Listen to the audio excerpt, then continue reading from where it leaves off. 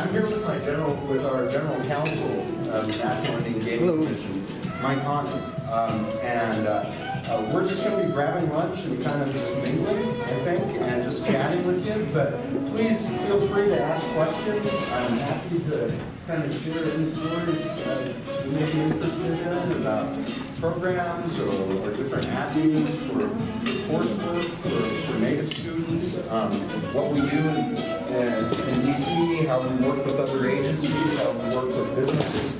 Anything you want to ask, please don't be shy. This is the thrill of the day for me. You guys are, we'll keep all this going. And so thank you.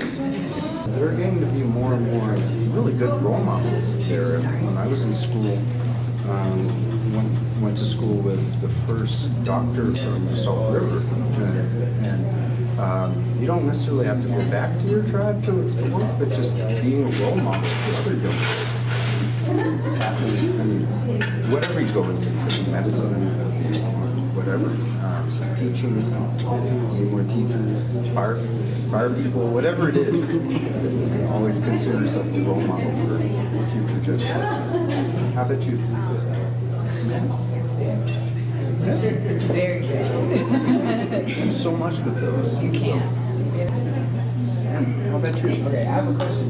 Sure. Okay, so earlier in your presentation, you were saying gaming can be used as a tool. And I want to know, how would you, per se, a good thing?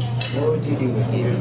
Well, the good things are, if it's part of a larger plan, it's simply ammunition that helps fuel your community. And so, like anything else, if you know what you want to use the resources for, it's resources. And there are many tribes, through strong leadership, both young and old. Sometimes the best leadership comes from the young folks.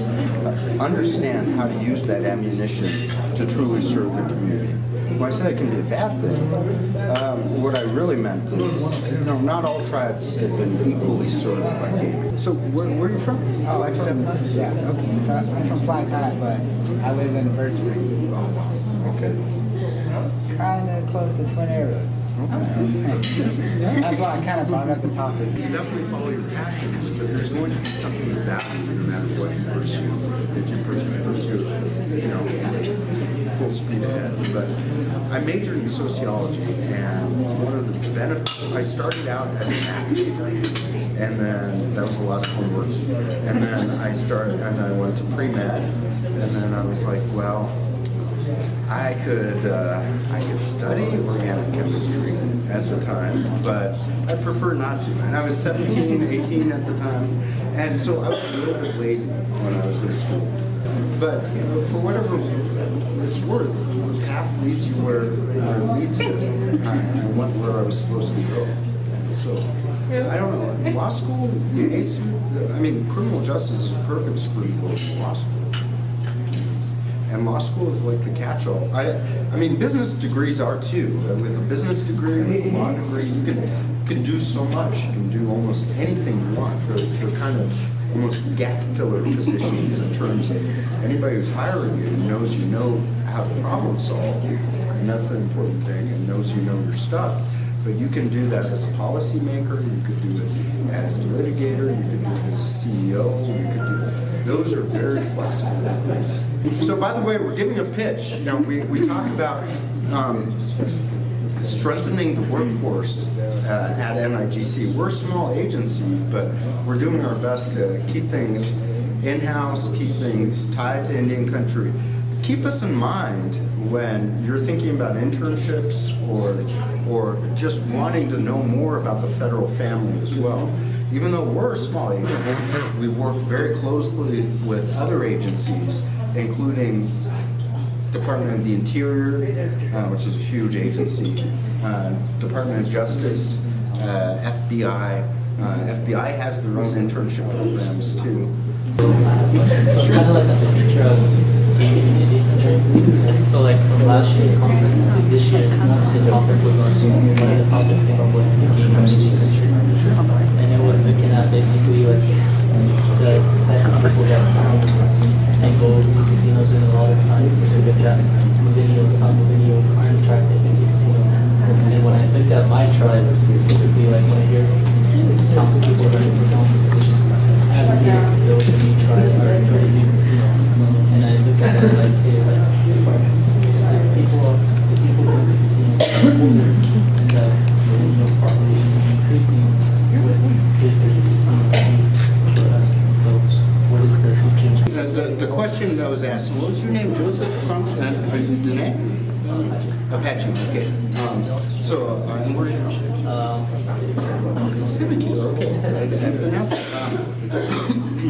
Joseph's question was it involved millennials and how will technology impact the future of Indian gaming?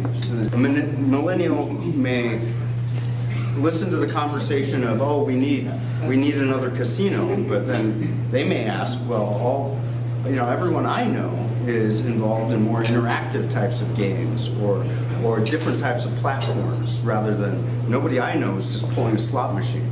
Let me talk about two things really quickly on that, and both of them play a role for all of you.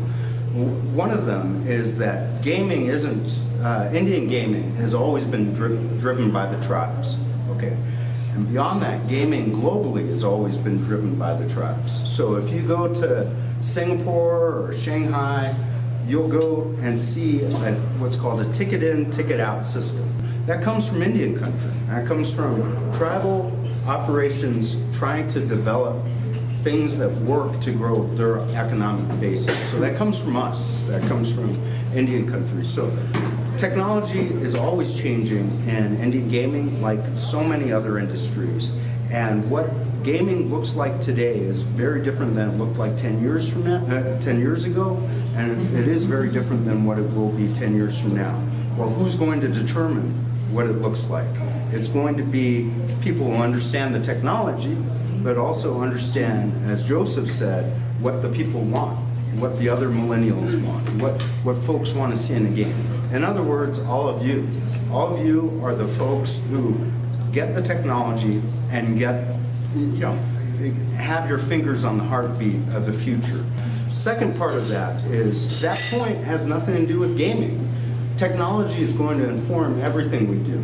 And so when we talk about gaming as part of a tribe's larger effort to preserve our future, you guys, through business, through criminal justice, through math, through English, whatever you take up, you're going to have to figure out a way to have technology help you.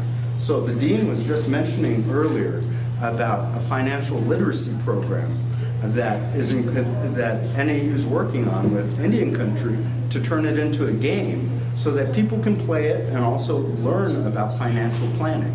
That's important. The first native culture and language interactive video game has been developed within the last 2 years by an Alaska Native corporation in Alaska that allows Native youth to learn, and it's really caught on with non-natives who are now learning Alaska Native ceremonies and language and culture. You guys are the ones who are on top of this, but whether it's gaming or anything else, technology is going to inform everything we do, and we can either see it as something that's a threat to our cultural traditions, or we can turn it into something that makes us stronger as Native people. And we've always adapted. We've always adapted to new technologies. So pretty much, yeah, but it's more like, okay, so like these older politicians that run for council positions, they're the ones that are always advocating for rebuilding the casino. But from my view as being a millennial, it's like, I don't think the casino can help us in further just because that's not the direction that the generation wants to take. Yeah. Well, So, yeah. And also if you look at like places like Atlantic City where casinos are shut down, the rest of the type of incentives that advertise for. I think you have to be smart with any business opportunity, and NAU's done a great job helping tribes in the area develop feasibility studies. Well, that's fine and good, and that's very, very important. You have to be smart about the pros and cons on the business side of things. But there are such things as cultural feasibility studies too, or historic feasibility. That goes back to the point we made earlier today about, yeah, you've got to fight the fight to develop the tools you need, but Your strategy has to be consistent with who you are as a people.